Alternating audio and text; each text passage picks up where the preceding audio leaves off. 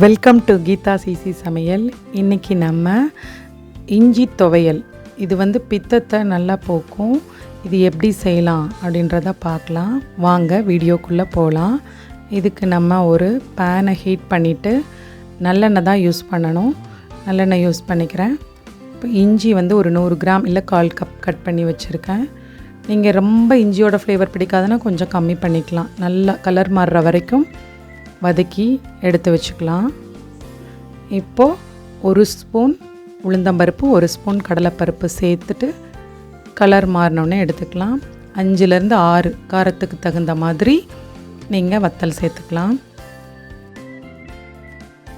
புளி கொஞ்சம் வறுத்து எடுத்துக்கலாம். இதோடையே கருவேப்பிலை உங்களுக்கு எவ்வளோ வேணுமோ போட்டுக்கலாம். அவ்வளோதான். இதை நல்லா அரைச்சி எடுத்துட்டு இப்போ திருப்பி பேன் ஹீட் பண்ணிவிட்டு கடுகு உளுந்தம்பருப்பு போட்டு தாளித்ததுக்கப்புறமா கருவேப்பிலை, இப்போ கொஞ்சமாக பெருங்காயம் சேர்த்துக்கலாம்.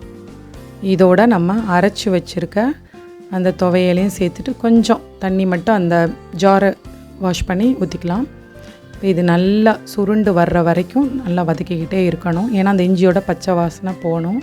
ஏற்கனவே நம்ம வதக்கியிருக்கனால ரொம்ப நேரம் தேவைப்படாது, ஒரு 2 மினிட்ஸ் தான் தேவைப்படும். அவ்வளோதான், ரெடி ஆகிடுச்சு. இது இட்லி தோசைக்கு ரொம்ப நல்லாயிருக்கும். ட்ரை பண்ணி பாருங்கள். பித்தம், ஒரு மாதிரி தலை சுத்தல், வாமிட் வர சென்சேஷன் இருந்ததுன்னா இது செஞ்சு சாப்பிடுங்க, உடனே சரியாயிடும். லைக் பண்ணுங்கள், ஷேர் பண்ணுங்கள், கமெண்ட் பண்ணுங்கள். நம்ம சேனலை சப்ஸ்கிரைப் பண்ணிக்கோங்க. கூடவே பெல் ஐக்கானை கிளிக் பண்ணிக்கோங்க. தேங்க்யூ ஃபார் வாட்சிங்.